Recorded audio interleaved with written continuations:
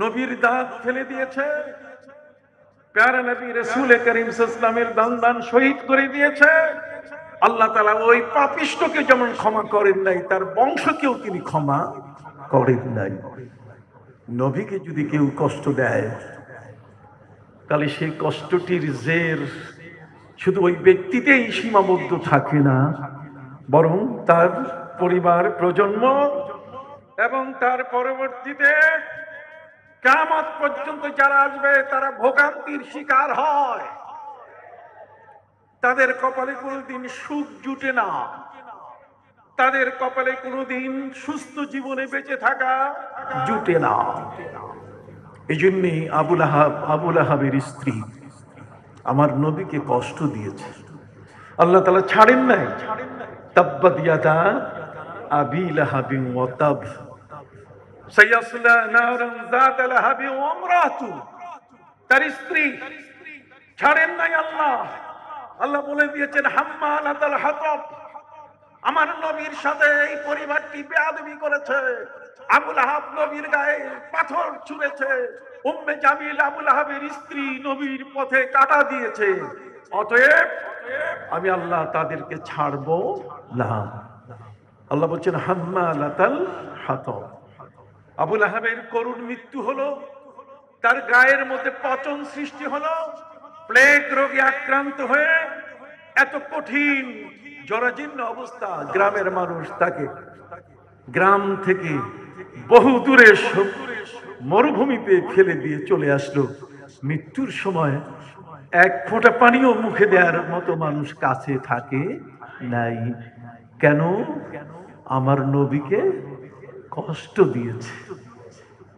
সম্মানিত শুধু শুধু তাই নয়, তার স্ত্রী উম্মে জামিলকে আল্লাহ পাক রব্বুল আলামিন ফকিরনির বাচ্চা বানাই দিয়েছেন। অঢেল সম্পদের অধিকারিণী হওয়ার পরও নবীর পথে কাঁটা দেওয়ার কারণে আল্লাহ পাক রব্বুল আলামিন তাকেও ক্ষমা করেন নাই। বড় একটি পর্যায়ে হাম্মালাতাল হাতাব, তার মাথার উপরে লাকড়ির বোঝা দিয়ে মানুষের দুয়ারে দুয়ারে ঘুরিয়ে আল্লাহ প্রমাণ করে দেখিয়েছেন নবীকে যে কষ্ট দেয় তার জিল্লতি, তার অপমান, তার লাঞ্ছনা এমনই হয়। শুধু তাই নয়, বরং আল্লাহ পাক রব্বুল আলামিন তাকে ফাঁসিতে ঝুলিয়েছেন। হাম্মালাতাল হাতাব ফি জিদিহা হাবলুম মিন মাসাদ। নবীকে যারা কষ্ট দিয়েছে তাদেরকে আল্লাহ কখনো ক্ষমা করেন নাই। ঠিক অনুরূপ ভাবে মান আদালি ওয়ালিয়ান ফাকাদ আযানতুহু বিল হারব, যদি কোনো ব্যক্তি আমার ওলি, ফকির, দরবেশ, আমার এই ধরনের কোন ব্যক্তির সাথে যদি দুশমনি করে, আল্লাহ বলছেন আমি স্বয়ং যুদ্ধে নেমে যাই। আমার সেই ওলি, আমার সেই ফকির, আমার সেই দরবেশ, আমার ওই ব্যক্তি যে আমার জন্য নিজের জীবনকে উজাড় করে দিয়েছে, তার সাথে যদি কেউ দুশমনি করে আমি আল্লাহ তাকে ছাড় দেই না। প্রিয় নবী সাল্লাল্লাহু আলাইহি ওয়াসাল্লামের হিরে হায়াতে যেমন তাকে যারা কষ্ট দিয়েছে আল্লাহ যেমন তাদেরকে ক্ষমা করেন নাই। নবীজির ইন্তেকাল মোবারকের পরে তার দৌহিত্র ইমাম হুসাইন রাদিয়াল্লাহু তাআলা আনহুকে কারবালার প্রান্তরে যারা সেদিন নির্মমভাবে শহীদ করে দিল, আল্লাহ কি তাদেরকে ছাড়ছেন? হাত উঁচু করে বলেন ছাড়ছেন? হায়াতুন নবী, তিনি সর্বাবস্থায় নবী, তার নবুয়তি বাতিল হয় নাই। সমস্ত নবীর নবুয়তি বাতিল হয়েছে, রিসালাত বাতিল হয়েছে। আমার নবী যেমন আলমে আরওয়াহ, সৃষ্টির শুরুতে নবী রাসূল, ঠিক অনুরূপ ভাবে জগতের মধ্যে সমস্ত নবীদের সামনে আল্লাহ যখন ম্যান্ডেট নিচ্ছেন তখনও তিনি নবী। পৃথিবীতে এখনো আগমন করেন নাই, তখনও তিনি নবী।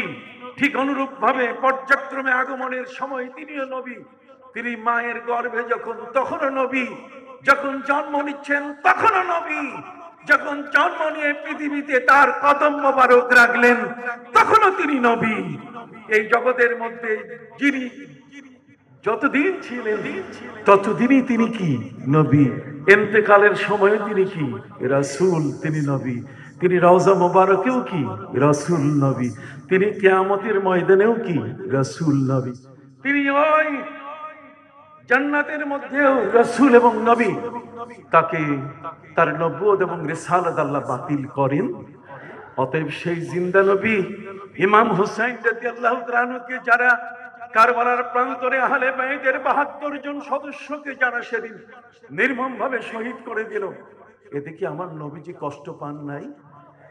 হাত উঁচু করে বলেন পান নাই?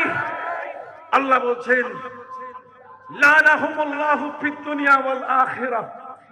এই আয়াতের আলোকে এই আয়াত এটি কিয়ামত পর্যন্ত পৃথিবীর মানুষের জন্য একটি মেসেজ, যে নবীকে যদি কেউ কষ্ট দেয়, নবীর হায়াত তার পৃথিবীতে অবস্থানকালীন সময় যেমন তাকে কষ্ট দিয়ে মানুষ পার পায় নাই, তার ইন্তেকালের পরেও তাকে কষ্ট দিয়ে পার পায় নাই।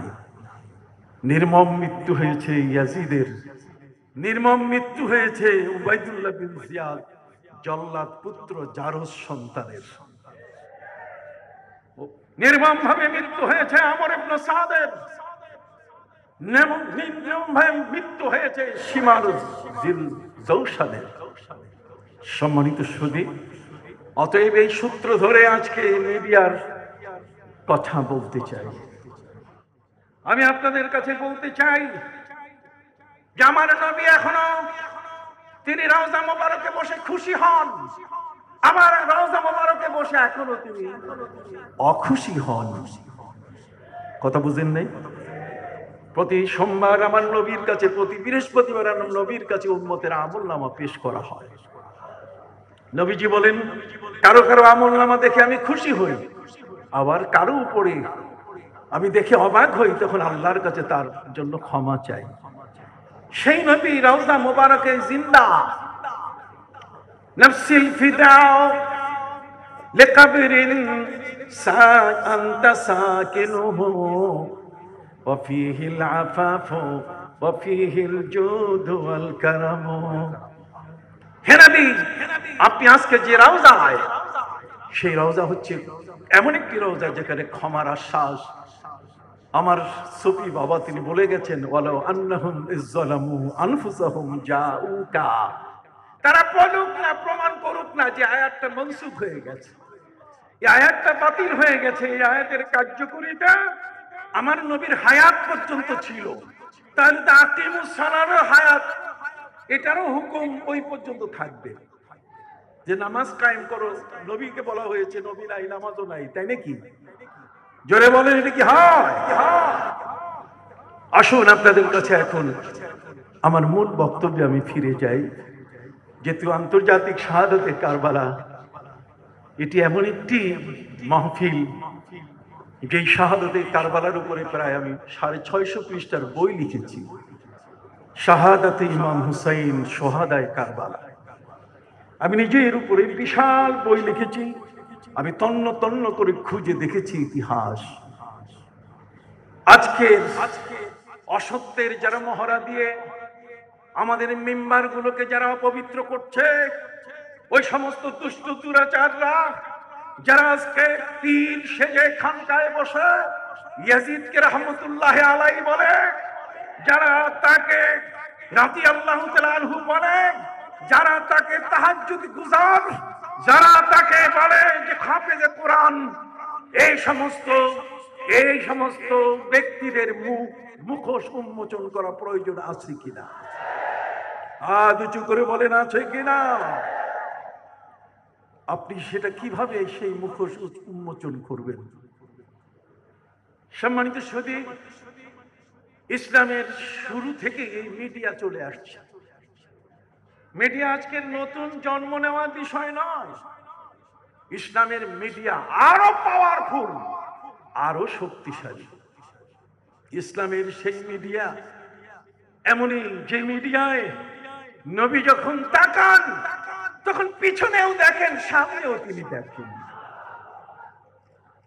মিডিয়া বলতে গেলে আমরা যদি বলি printing media, electronics media, social media, আমরা যদি বলি বিজ্ঞাপন, পোস্টার, নিউজ পেপার, পাক্ষিক পত্রিকা, সাপ্তাহিক পত্রিকা, ঠিক এমনি করে আজকের শাহাদাতে কারবালার উপরে যে ম্যাগাজিন আপনাদের কাছে যাচ্ছে, ঠিক এমনি করে আজকের ইলেকট্রনিক্স মিডিয়ার মধ্যে আপনি দেখবেন, টেলিভিশনে, রেডিওতে, অডিও ভিডিওতে, আজকের ফেসবুক, আজকের ইন্টারনেট, আজকের ওয়েবসাইট, এই যে পাশে লেখা আছে ওয়েবসাইটে সরাসরি সম্প্রচার, ওয়েবসাইটে সরাসরি সম্প্রচার। আমি বলতে চাই, ওয়েবসাইটে সরাসরি সম্প্রচার এই বিষয়টি আমাদের নতুন কিছু নয়, বরং এই দুনিয়াটায় এমন একটি বিষয় যে প্রচারের ক্ষেত্রটিকে ইসলাম সবসময় প্রাধান্য দিয়েছে। আমাদের প্রিয় নবী সাল্লাল্লাহু আলাইহি সাল্লাম তিনি বিদায় হজের ভাষণে বলেছিলেন, ফালিয়ুবাল্লিগিশ শাহিদুল গায়বা, ফালিয়ুবাল্লিগিশ শাহিদুল গায়বা। আজকে তোমরা আমার যারা ভাষণ শুনলে, তোমরা অনাগত ভবিষ্যতে যারা পৃথিবীতে আসবে তাদের কাছে পৌঁছিয়ে দিবে। সুবহানাল্লাহ বলেন। কোনোভাবেই কোনো কথা ইসলামের লুকিয়ে থাকার বিষয় নয়। ইসলামের কোনো ঘোষণা, কোনো বিষয় লুকানোর কোনো বিষয় তার মধ্যে নাই। ইসলাম এসছে সারা বিশ্বের জন্য, আমার নবী এসছেন সারা জগৎ সমূহের জন্য। ওমা আরসালনাকা ইল্লা রাহমাতাল লিল আলামিন। রাহমাতুল লিল আলামিনের জগৎ কত বড়, আল্লাহর রব্বুল আলামিনের জগৎ যত বড়। আলহামদুলিল্লাহি রব্বিল আলামিন। এই আলামিন বলতে গেলে যত জগৎ, রাহমাতুল লিল আলামিন বলতে গেলে তত জগৎ। যত জগতের রব আল্লাহ, জগৎ সমূহের রব আল্লাহ, জগৎ সমূহের রহমত আমার নবী। অতএব প্রিয় নবী সাল্লাল্লাহু আলাইহি ওয়াসাল্লামের পরিচয় এবং তার বাণী পৃথিবীর সর্বত্র পৌঁছে দিতে হবে। বিদায় হজের ভাষণে নবীজি তার উম্মতকে দায়িত্ব দিয়েছেন, বাল্লিগু আন্নী ওয়ালাউ আয়া। যদি একটা আয়াত, একটা নিদর্শন, একটা কথা, আমার এই কথা তোমার কাছে জানা থাকে, তাহলে সেই কথাটা পৌঁছে দাও সারা পৃথিবীর সর্বত্র। খবরদার সেই কথাটাকে তুমি তোমার কাছে লুকিয়ে রেখো না। আদ-দীন আন-নাসিহা। ধর্মটাই হলো কল্যাণকামিতা, ধর্মটাই হচ্ছে প্রচার এবং প্রসার। সুবহানাল্লাহ বলেন। ভাইরা আমার, আসেন এখন আমি আপনাকে একটার পর একটা কোরআন থেকে দলিল দেই। মিডিয়া দরকার আছে কিনা, মিডিয়ার প্রয়োজন কতটুকু আপনি দেখবেন। আল্লাহ পাক রব্বুল আলামিনের একটা কুদরতি স্যাটেলাইট রাখা আছে আকাশে। কুদরতি স্যাটেলাইট কি রাখা আছে? প্রিয় নবী সাল্লাল্লাহু আলাইহি সাল্লাম যখন খাইবারের যুদ্ধ শেষ করে মদিনা মুনাওয়ারায় ফিরছিলেন, তখন ওই মুহূর্তে তার নজরে যখন পড়ল উহুদ পাহাড়, নবীজি উহুদ পাহাড় দেখে বললেন, জাবাল উহুদ ইউহিব্বুনা ওয়া নুহিব্বু। উহুদ পাহাড় আমাদেরকে ভালোবাসে, আমরা উহুদকে ভালোবাসি। এই জন্য কিয়ামতের ময়দানে উহুদ পাহাড় জান্নাতে যাবার রাস্তার ডান পাশে আল্লাহ তাকে রাখবেন। নবীকে ভালোবাসার কারণে উহুদ পাহাড়ও জান্নাতে চলে যান। সম্মানিত সুধী, সেই উহুদ পাহাড় নবীকে ভালোবাসে। কানাডিয়ান, আমেরিকান, ব্রিটিশ বিজ্ঞানীরা তারা খোঁজা শুরু করলো যে পাথর কিভাবে মানুষকে ভালোবাসে, এটা কি করে হতে পারে, পাথরের মধ্যে কি জীবন আছে? সম্মানিত সুধী, ইসলাম একমাত্র ধর্ম, আল কোরআন একমাত্র বলে দিয়েছে, ওয়া ইন্না মিনহা লামা ইয়াশাক্কাকু ফায়াখরুজু মিনহুল মা ওয়া ইন্না মিনহা লামা ইয়াহবিতু মিন খাশিয়াতিল্লাহ। এই পাথর, পাহাড়ের পাথর কখনো কখনো উপর থেকে নিচে পড়ে যায় আল্লাহর ভয়ে। পাথরের মধ্যে আল্লাহর ভয়। পাথর যখন কাঁদে তখন ঝর্ণা সৃষ্টি হয়। আর সেই ঝর্ণায় নদ নদীরা পানি পায়, নদীর প্রবাহ সৃষ্টি হয়। নদীর প্রবাহিত পানিগুলো হচ্ছে ঝর্ণার পানি, আর ঝর্ণার পানিগুলো হচ্ছে আল্লাহর ভয়ে পাহাড়ের ক্রন্দনের চোখের পানি। কথা বুঝতে পারছেন? সম্মানিত সুধী, তারা জানে না হযরত নবী মুসা আলাইহিস সালাম তার কাছে যখন তার কওমের মানুষেরা পানি প্রার্থনা করলো, হযরত মুসা আলাইহিস সালাম বললেন পানি পাবো কোথায়? ওরা বলল আল্লাহর সাথে আপনার যোগাযোগ আল্লাহর কাছে বলেন। ওয়া ইজতাসকা মুসা লিকাওমিহি ফাকুলনা দুরিব বিআসাকাল হাজার। কোনো কিছু উদ্ধার করতে না পারে শেষ পর্যন্ত তারা সিদ্ধান্ত নিল স্যাটেলাইটের মাধ্যমে উহুদকে একটু দেখি। স্যাটেলাইটের মাধ্যমে তারা উহুদকে দেখলো যে উহুদ পাহাড়ের মাথাটা পুরা মোহাম্মদ শব্দ লেখা। সম্মানিত সুধী, সেই কানাডিয়ান ৭১ জন বিজ্ঞানী স্যাটেলাইটের মাধ্যমে উহুদ পাহাড়ের মাথায় মোহাম্মদ শব্দ লেখা, উহুদ পাহাড়ের গড়ন মোহাম্মদ সাল্লাল্লাহু আলাইহি ওয়াসাল্লামের নাম মোবারক লেখা, এটা দেখে তারা কালেমা পড়ে মুসলমান হলেন। আকাশের স্যাটেলাইট দিয়ে যদি বিজ্ঞানীরা কালেমা পড়তে পারে, তাহলে সেই মিডিয়া কি আমাদের প্রয়োজন নাই? হাত উঁচু করে বলেন প্রয়োজন নাই? আসুন ভাইরা আমার, একটু পেছনে যাই। আপনি জানেন হযরত নবী সুলাইমান আলাইহিস সালাম তিনি সারা দুনিয়ার শাসক ছিলেন, বাদশা ছিলেন। নবী সুলাইমান আলাইহিস সালাম একদিন রাষ্ট্রের ঘোড়াগুলো পরীক্ষা করতে গিয়ে, পরিদর্শন করতে গিয়ে সেখানে আসরের নামাজ তিনি পড়তে পারেন নাই, হাত্তা তাওয়ারাত বিল হিজাব, সূর্য ডুবে গেছিল। ইজ উরিজা আলাইহি আস-সাফিনাতুল জিয়াদ, সাফিনাতে জিয়াদ বলে সেই ঘোড়া, যেই ঘোড়াগুলো ৩ পায়ের উপরে দাঁড়িয়ে ঘুমায়, একটা পা উপরে রাখে, মাটিতে লাগায় না, এরা টাট্টু ঘোড়া। নবী সুলাইমান আলাইহিস সালাম এই ঘোড়াগুলো পরিদর্শন করতে করতে এমন একটি অবস্থা হয়ে গেল, হাত্তা তাওয়ারাত বিল হিজাব, সূর্য ডুবে গেল। তিনি নিজে নিজেকে অপরাধী মনে করলেন যে নামাজ কাজা করা যায়, যে নামাজ সময় মতো পড়তে পারা হয় নাই, সেটা কাজা পড়া যায়। আমাদের উম্মতে মুহাম্মদের জন্য আল্লাহর পক্ষ থেকে বড় ধরনের একটা ছাড়, সুবহানাল্লাহ বলেন। কিন্তু ওই যুগে ছাড় ছিল না। হযরত নবী সুলাইমান আলাইহিস সালাম তিনি নিজে নিজে বিপদগ্রস্ত হয়ে গেলেন। আমি আসর করতে পারলাম না, সূর্য ডুবে গেছে, অতএব আমি তো অপরাধী। কিয়ামতের ময়দানে আমাকে যদি আসামির কাঠ গড়ায় দাঁড় করানো হয়, তাহলে সেদিন নবী গোষ্ঠীর, নবীর মহা যারা, তাদের অসম্মান হবে। এই জন্য তিনি সিদ্ধান্ত নিলেন। এই সিদ্ধান্ত হযরতে জাকারিয়া আলাইহিস সালাম নিয়েছিলেন যে আল্লাহর কাছে আবেদন করতে গিয়ে তিনি জামা হাতা কাছাই নিয়েছিলেন, মাথার পাগড়ি তিনি খুলে আল্লাহর কাছে বলছেন, রব্বি ইন্নী ওয়াহনাল আযমু মিন্নী ওয়াশতাআলার রাসু শাইবা।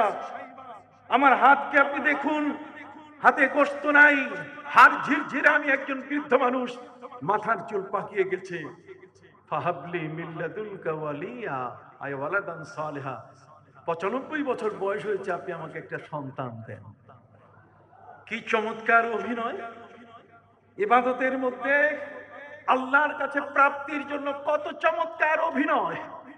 তিনি হাতের জামার হাতা গুটিয়ে নিয়ে, মাথার পাগড়ি সরিয়ে দিয়ে আল্লাহর কাছে বললেন, রব্বি ইন্নী ওয়াহনাল আযমু মিন্নী, দেখুন আমার হাত ঝিরঝিরে হয়েছে, কোনো গোশত নাই, আর মাথার চুল সাদা হয়ে গেছে, আমি আপনার কাছে সন্তান চাই। সুবহানাল্লাহ বলেন। আল্লাহ তাআলা তাকে সন্তান দিয়েছেন।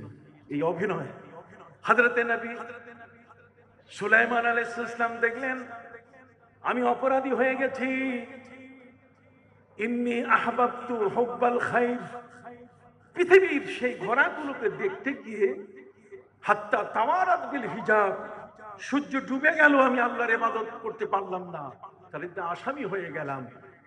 অতএব তিনি বললেন রুদ্দুহা আলাইয়া ফাতাফিকা মাসহাম বিসসুক ওয়াল আনাক, তোমরা সেই ঘোড়াগুলোকে আমার সামনে নিয়ে আসো, আমার হাতে ছুরি দাও, আমি ঘোড়াগুলোর গলা আর পায়ের নলা, গলা এবং নলা কেটে আমি এগুলোকে মেরে ফেলবো, এদের কারণে আমি আসরের নামাজ পড়তে পারি নাই। হযরত নবী সুলাইমান আলাইহিস সালাম এই ঘোড়াগুলোর গলা এবং নলা কেটে দিয়ে যখন মারা শুরু করলেন, সারা দেশের মধ্যে সমালোচনা শুরু হয়ে গেল। এই ঘোড়াগুলো হচ্ছে ডাকঘর করা ঘোড়া, এগুলো হচ্ছে যুদ্ধের ঘোড়া। এই ঘোড়াগুলোর মাধ্যমে এক অঞ্চল থেকে আরেক অঞ্চল খবর পাঠানো হয়, চিঠিপত্র এক জায়গা থেকে আরেক জায়গায় ডাক পাঠিয়ে দেওয়া হয়, আর সেই ঘোড়াগুলোকে তিনি মেরে ফেললেন। এটা কি উনি ঠিক করলেন? গোটা জাতি সমালোচনায় ব্যস্ত। হযরত নবী সুলাইমান আলাইহিস সালাম তিনি চিন্তিত হয়ে পড়লেন জাতির সমালোচনার মুখে। ঠিক ওই মুহূর্তে আল্লাহ পাক রব্বুল আলামিন তাকে মেসেজ দিয়ে দিলেন, সুলাইমান, তুমি যে কাজটা করেছো আমাকে খুশি করার জন্য, ঘোড়াগুলো মেরে ফেলার, রাষ্ট্রের ক্ষতি হয়েছে, এখন ডাক বিভাগ কিভাবে চালু থাকবে? ডাক বিভাগের ঘোড়াগুলো যাতে চড়ে ডাকঘর করা ব্যক্তি এক স্থান থেকে আরেক স্থানে চিঠিপত্র নিয়ে যায়, বিভিন্ন মানি অর্ডার গুলো নিয়ে যায়, আর সেগুলো তো আর পাঠাবার কোনো সুযোগ নাই। তুমি জাতির কাছে সমালোচনার শিকার হয়েছো। আল্লাহ বলছেন আমি বড় খুশি হয়ে গেছি। সুবহানাল্লাহ বলেন। আল্লাহ বলছেন আমি কি হয়েছি? খুশি। আমি তোমাকে খুশি হয়ে 5টা জিনিস, 4টে জিনিস আমি তোমাকে এই মুহূর্তে উপহার দিলাম। কয়টা? এই 4টে জিনিসের মধ্যে একটা জিনিস হলো যে তোমার জন্য আমি সূর্য আসর বানিয়ে দিচ্ছি, তুমি তোমার আসরের নামাজটা পড়ে নাও, যেহেতু তুমি সেই ঘোড়াগুলোকে আমার মহব্বতে মেরে ফেলেছো। হযরত নবী সুলাইমান আলাইহিস সালামের উপরে যে অভিযোগ, সেই অভিযোগ থেকে আল্লাহ তাকে মুক্তির ব্যবস্থা যেমন করে দিলেন, ঠিক পাশাপাশি আল্লাহ পাক রব্বুল আলামিন বলেন, সুলাইমান, এই ঘোড়াগুলো দিয়ে এক জায়গা থেকে আরেক জায়গায় চিঠি পৌঁছানো হয়, মাসের পর মাস রাস্তা অতিক্রম করে তারপর মানুষের অর্থ করে নিয়ে যায়, মানি অর্ডার হয়, কত ধরনের কত কিছু দায়িত্ব পালন করা হয়। আমি তার বিপরীতে তোমাকে বাতাস দিয়ে দিলাম, তুমি ইমেল করবে, জিমেল করবে। সুবহানাল্লাহ বলেন। তুমি ওই ইথার তরঙ্গ বাতাসগুলোকে ব্যবহার করবে, আমি বাতাস তোমার অনুগত করে দিলাম। পবিত্র কুরআন মজিদ আল্লাহ বলেন, ওয়ালি সুলাইমানার রিহা আসিফা। অন্য আয়াতের মধ্যে আল্লাহ বলেছেন, ওয়ালি সুলাইমানার রিহা গুদুহা শাহরু ওয়া রাওয়াহুহা শাহর। সকাল বিকাল 1 মাসের পথ অতিক্রম করতেন নবী সুলাইমান, এবং তার সিংহাসনে চড়ে 1 মাসের পথ যিনি অতিক্রম করতেন, বাতাস তাকে পৃথিবীর এক প্রান্ত থেকে আরেক প্রান্ত নিয়ে যেত। নবী সুলাইমান আলাইহিস সালাম বিশ্ববাসীকে নতুন এক মেথড, নতুন এক দিগন্ত উন্মোচন করে পৃথিবীর মানুষকে উপহার দিলেন, যে এখন আর ঘোড়ার প্রয়োজন হবে না, চিঠি লেখার প্রয়োজন হবে না, চিঠি লেখার কোনো প্রয়োজন নাই, শুধু লিখবে আর টাক দিবে, সাথে সাথে সেন্ড হয়ে যাবে। সুবহানাল্লাহ বলেন। তাহলে পৃথিবীর এক প্রান্ত থেকে আরেক প্রান্তে বাতাসকে তার তরঙ্গমালার মাধ্যমে বার্তা পৌঁছে দেওয়ার এই মিডিয়ার উদ্ভাবন হয়েছে হযরত নবী সুলাইমান আলাইহিস সালামের যুগে। অতএব আজকের যারা মিডিয়া কর্মী, আজকের যারা ইলেকট্রনিক্স এবং প্রিন্টিং এবং সোশ্যাল মিডিয়া যেগুলোতে আপনারা যুক্ত হয়ে আছেন, আপনাদের শুকর আদায় করতে হবে, যেটার পেছনে কোরআনের অবদান আছে। অতএব মিডিয়ার সকল বন্ধু সারা বিশ্ব থেকে তোমাদেরকে আমরা কোরআনের দিকে আহ্বান করছি। আসো, এই কোরআনই তোমাদের এই বাতাসকে ব্যবহার করার সুযোগ করে দিয়েছে। সুবহানাল্লাহ বলেন। শুধু তাই নয়, এক জায়গা থেকে আরেক জায়গায় কথা পৌঁছানোর যে মাধ্যম, এর জন্য যে গ্রামীণ টাওয়ার, রবি টাওয়ার, এই যে টাওয়ার গুলো ব্যবহার করা হয়, এটাও কোরআনে আছে। সুবহানাল্লাহ বলেন। কাজী আমার বাবা জনাব আলহাজ শফি মিজানুর রহমান সাহেবকে আমি এর আগে কোন এক এই আন্তর্জাতিক শাহাদাতে কারবালা মাহফিলে বলেছি, বাবা আপনার কাছে কত ভাবে কত দিকে আল্লাহর পথে টাকা যায়, আসেন না।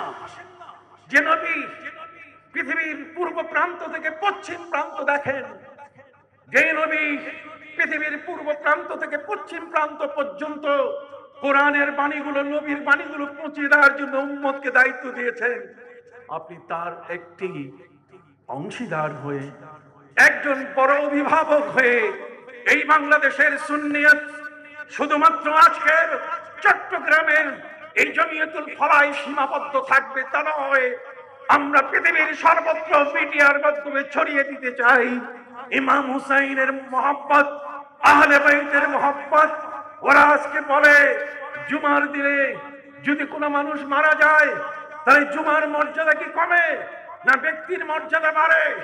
তারা ঠাট্টা করছে ইমাম হুসাইন রাদিয়াল্লাহু তাআলাকে, যে আশুরার দিনে তিনি শহীদ হওয়ার কারণে মুহররমের মূল্য কমে নাই। ইমাম হুসাইন মারা গেছেন, তাতে কি হয়েছে? এদেরকে জবাব দেওয়ার জন্য বাবা আলহাজ শফি মিজানুর রহমান, আপনার সিংহরা এখনো বেঁচে আছি। আমরা এখনো কি বেঁচে আছি? শহীদ নুর ইসলাম ফারুকী সাহেব গলা দিয়েছে, আমিও তো দাঁড়িয়েছি। বাংলার জমিন নয়, পৃথিবীর সর্বত্র যেখানে নবী দুশমনরা, গুস্তাখি রাসূলরা, জুল খুয়াইসারার গোষ্ঠীর মানুষেরা যারা নবীর সাথে বেয়াদবি করেছে, তারা আজকে ওদের বিভিন্ন মিডিয়া দিয়ে বিভিন্ন ডলারে পেট্রোলাইজ করে তাদেরকে সারা বিশ্বে ছড়িয়ে দেওয়া হচ্ছে। বাবা আপনি চুপ করে থাকবেন, আমরা আপনাকে চুপ থাকতে দেব না। কে আপনার কি একমত? হাত উঁচু করেন, একমত? ছবি একটা নিয়ে নেন, ছবি একটা নিয়ে নেন, ছবি নিয়ে নেন। এই জাতি আপনার কাছে প্রত্যাশা করে, এই জাতি আপনার কাছে প্রত্যাশা করে। আপনার সরকারের নানা ধরনের দায়বদ্ধতা থাকে, আপনার কোনো দায়বদ্ধতা নাই। আপনাকে কারো কাছে জবাব দিতে হবে না। সুন্নিয়তের দিকপাল হিসাবে এই পৃথিবীর মধ্যে আপনার এই ধরনের একটি অবদান। আমরা হরদম গোলামের মতো কাজ করে আপনাকে আমরা সহযোগিতা করব। সকলে বলুন ইনশাআল্লাহ। ইনশাআল্লাহ, ইনশাআল্লাহ বলেন ইনশাআল্লাহ। সম্মানিত সুধী, আমি সময়ের কতটুকু আছে আমি তা জানি না। কোরআন এবং হাদিসের মিডিয়া কত ভাবে যে আছে।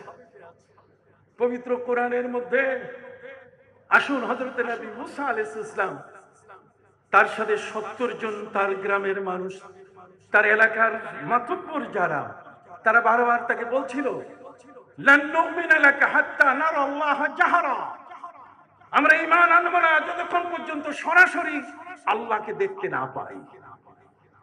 হযরত মুসা আলাইহিস সালাম বললেন, আমি তো আল্লাহর সাথে কথা বলি, যে কথা বলে সে তো দেখতেও পায়, চলো আমাদেরকে তোমার আল্লাহকে দেখাতে হবে। তিনি বললেন, আল্লাহকে তো ঘরে বসে দেখানো যাবে না, টাওয়ারের কাছে যেতে হবে। আর সেই টাওয়ার হলো তুর পাহাড়। জোরে বলেন কোথায়? তুর পাহাড়। এই তুর পাহাড়টাকে হিসেব করে পৃথিবীর বিজ্ঞানীরা টাওয়ার তৈরি করেছে। মুসা নবী টাওয়ারের উপরে উঠলে তখন আল্লাহর সাথে তিনি কথা বলেন। সুবহানাল্লাহ বলেন। শুধু তাই নয়, দূরদর্শন যন্ত্র, মার্কনি রেডিও আবিষ্কার করেছে। মার্কুরি টেলিভিশন আবিষ্কার করেছে? না।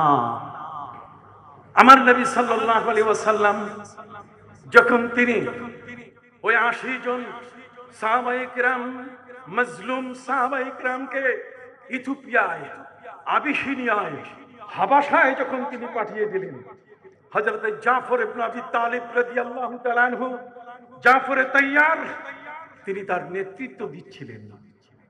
সেদিন ইথিওপিয়ার পার্লামেন্টের যিনি রাষ্ট্রপ্রধান হিসাবে, স্পিকার হিসাবে বসেছিলেন, তিনি হলেন সেই নাজ্জাশী, যিনি পরে কালেমা পড়ে মুসলমান হয়েছেন।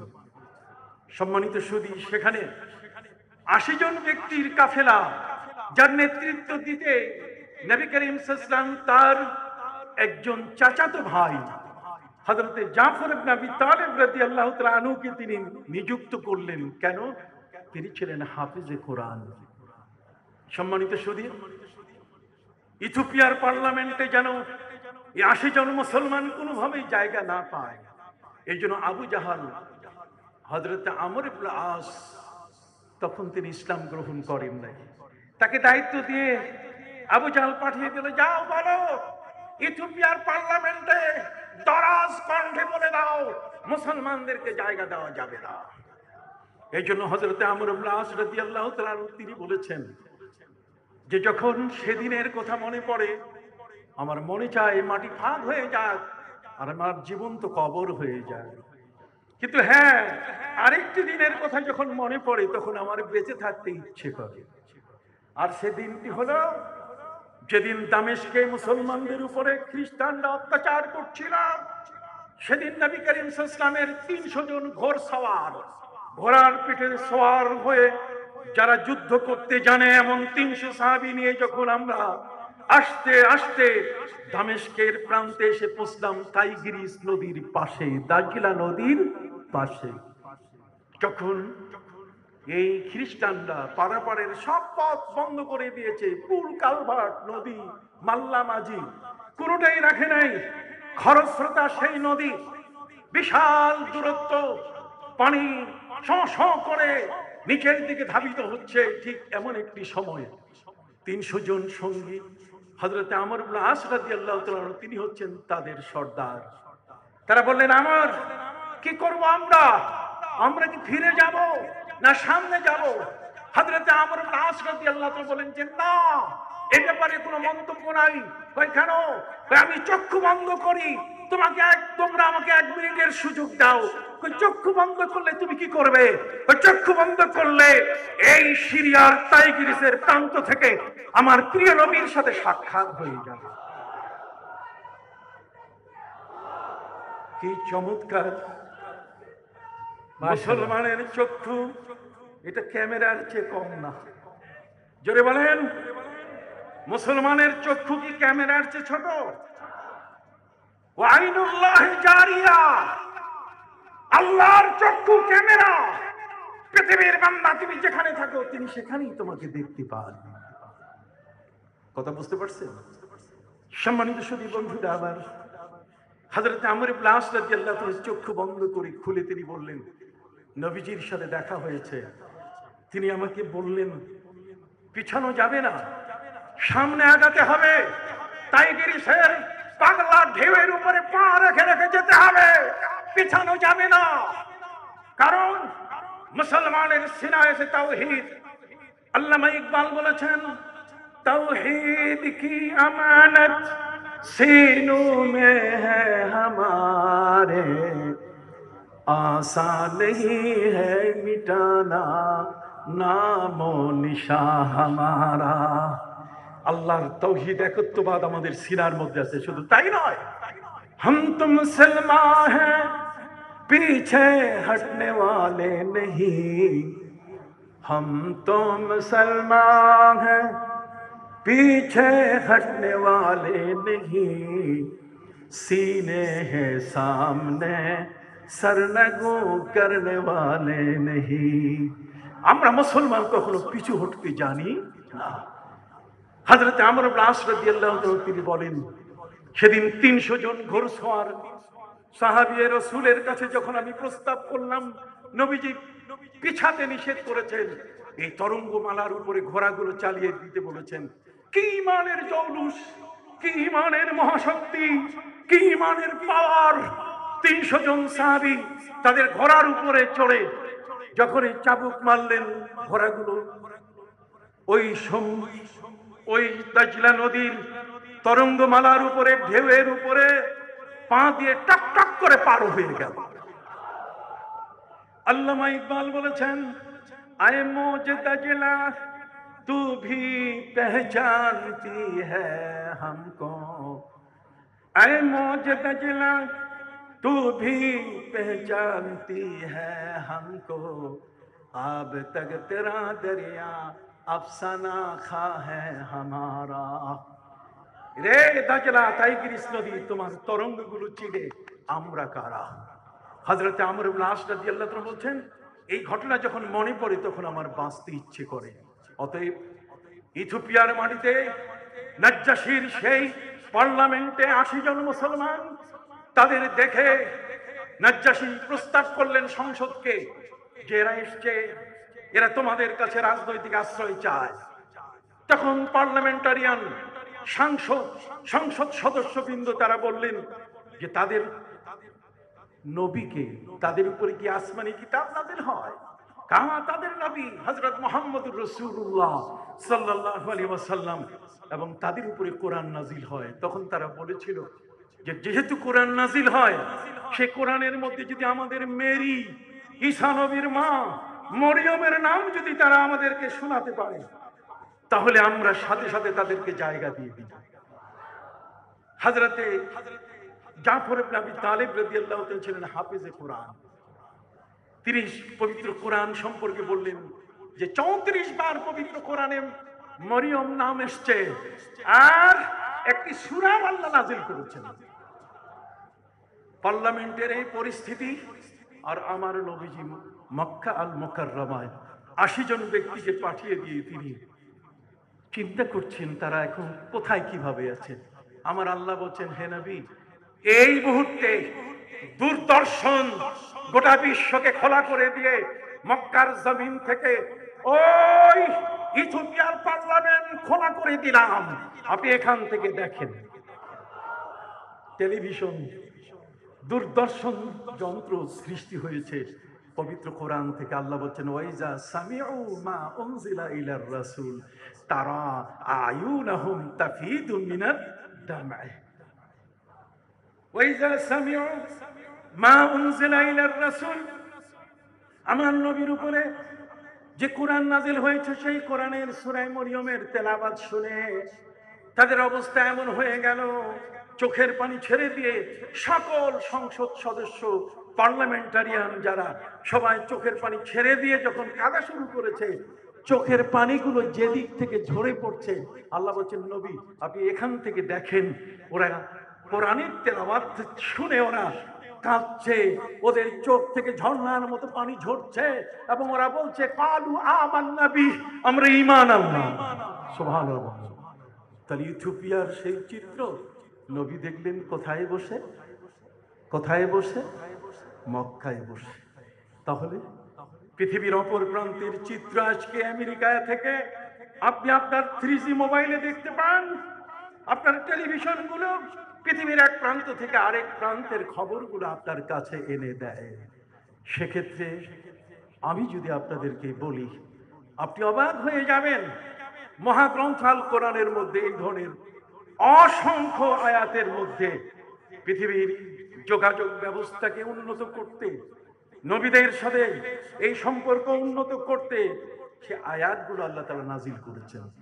অতএব সুন্নিয়ত দাবি রাখে পৃথিবীর ওই সমস্ত দুষ্ট দুরাচার, পৃথিবীর বেহায়া উলঙ্গ বেহায়ারা যদি তার মিডিয়া দিয়ে তারা মানুষের মন নিজের দিকে আকর্ষণ করতে পারে, তাহলে আজকের এই মুহূর্তে আমরা জানি আমেরিকার এক তরুণী, যার নাম হলো জামিলা।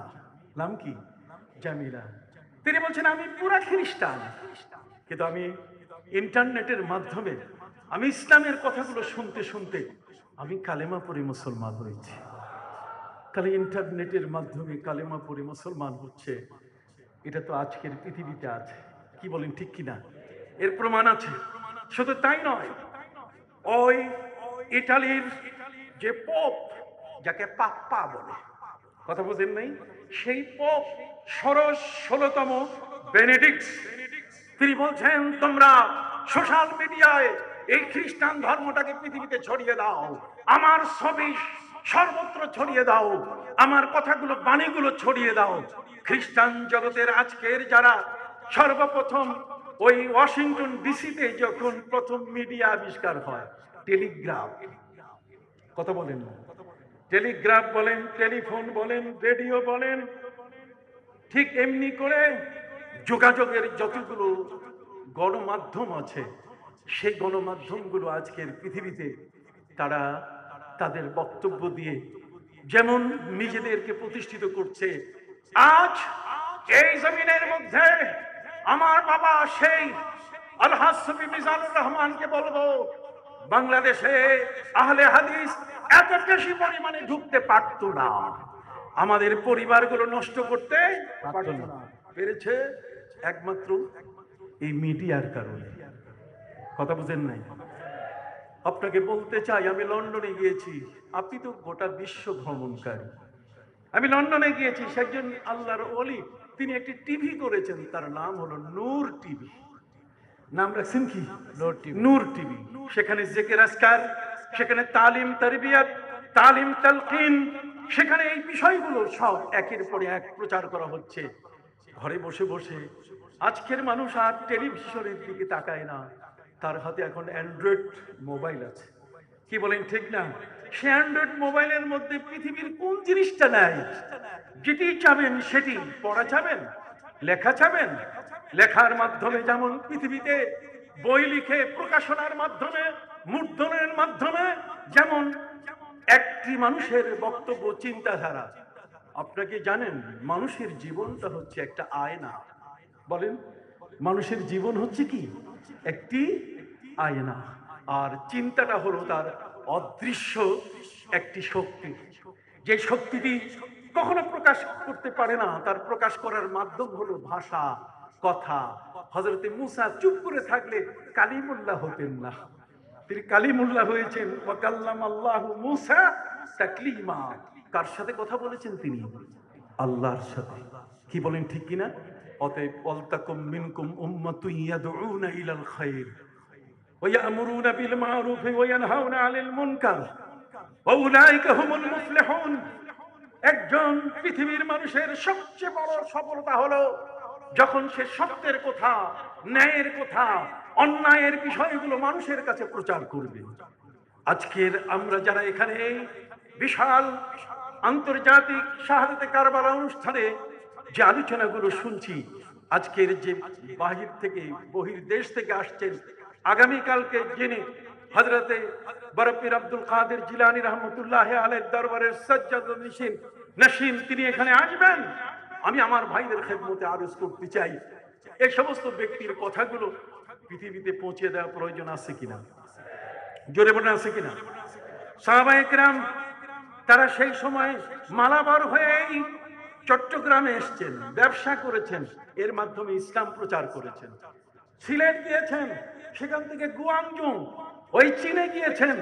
সারা পৃথিবীতে এক সময় ছিল এইভাবে ইসলাম প্রচারের নিয়ম, কিন্তু এখন তা অনেক উন্নত হয়েছে।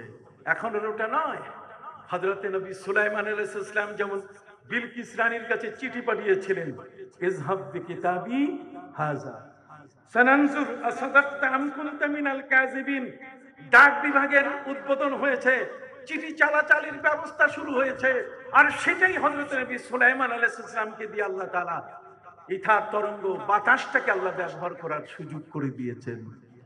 আমরা আজকে সবাই হাত উঁচু করে বলি, আজকের যিনি পৃষ্ঠপোষক, যিনি আজকে আমাদেরকে জানাময়ী বক্তব্য শোনালেন সুফিবাদের উপরে, যার কণ্ঠ বলিষ্ঠ সুফিবাদের উপরে, তাসাউফের উপরে, ইমাম গাজালি রহমতুল্লাহ আলাইহির উপরে, তার নিজের পীর দরবারের উপরে যিনি আজকের বক্তব্য আমাদেরকে শোনালেন, তার কাছে আমরা একটু জানতে চাই, তিনি একটা মিডিয়া আমাদেরকে উপহার দিবেন কিনা, দিবেন কিনা?